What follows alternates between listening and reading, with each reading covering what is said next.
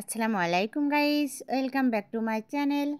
আজকে আমি সেরা স্বাদে পটলের ভর্তার রেসিপি নিয়ে উপস্থিত হলাম আপনাদের মাঝে। চলুন কথা না বাড়িয়ে রেসিপিটি দেখে আসি। প্রথমে এখানে আমি খোসাসহ 1 কেজি পটল নিয়েছি। নিয়ে এইভাবে গোল করে কেটে নিয়েছি। নিয়ে অল্প পানি দিয়ে সামান্য লবণ দিয়ে এটা সিদ্ধ করে নিব। এমনভাবে সিদ্ধ করব যাতে পানিটা পুরো সমান সমান হয়। আমি এই সমস্ত কাজ করতে কিন্তু এই কালো কড়াইগুলো ব্যবহার করি, আপনারা যেন কিছু মনে করেন না। ধরনের কড়াই ফ্রাই প্যান সকলের বাসায় আছে, সকলেরই কাজে লাগে প্রতিনিয়ত। পানিটা শুকিয়ে গেলে আমি সামান্য তেল দিয়ে একটু নাড়াচাড়া করে নেব যাতে পোড়া পোড়া হয়ে যায়। 5 মিনিট মতো ভেজে নেওয়ার পরে এটা সাইড করে রেখে দিচ্ছি। এবার আরেকটা কালো ফ্রাই প্যান দিয়ে দিচ্ছি। আমি এখানে কালো ফ্রাই প্যানটা দেওয়ার পরে অনেকগুলো শুকনা মরিচ আর কাঁচা মরিচ একসাথে মিক্সড করে ভেজে নিয়েছি। তারপরে মাছ ভেজে নিয়েছি, তারপর রসুন, তারপর পেঁয়াজ। এইভাবে আমি সব পরপর ভেজে নেওয়ার পরে আগে ঝালগুলো ভালোভাবে বেটে নিয়েছি। তারপরে রসুন আর পেঁয়াজগুলো আদা বাটা করে নিয়েছি।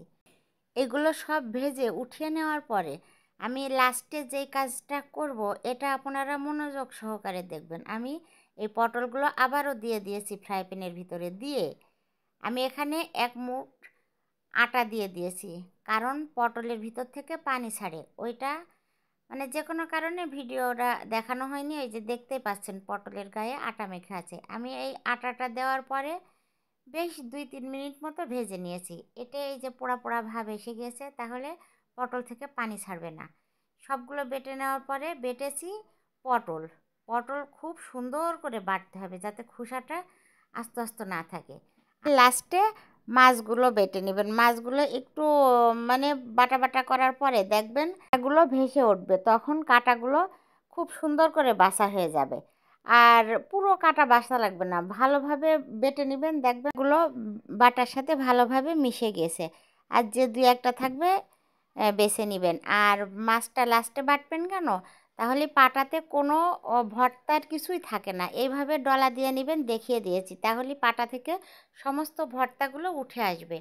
এইটাই নষ্ট হবে না বলে এই জন্য মাছটা আমি লাস্টে বাটতে বললাম। এটা আমি এবার পটলের সাথে নিব। সামান্য লবণ দিয়ে দিয়েছি আর দিয়েছি ধনিয়ার পাতা আর একটু সরিষার তেল। এখান থেকে আমার ফোনটা পড়ে গেছিলো, এই জন্য ফোনটা একটু কালো কালো হয়ে গেছে। আমি বলে দিলাম ভালোভাবে শুনে ভর্তাটা করে নেবেন। এবার সব দিয়ে ভালোভাবে মাখিয়ে নিয়ে হয়ে গেল আমার মজাদার সুস্বাদু পটল ভর্তা।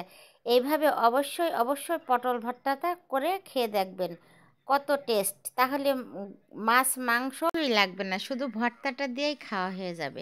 আমার ইউটিউব চ্যানেলটি সাবস্ক্রাইব করে পাশে থাকবেন আর ফেসবুক পেজটি লাইক ফলো দিবেন, শেয়ার করবেন। আল্লাহ হাফেজ।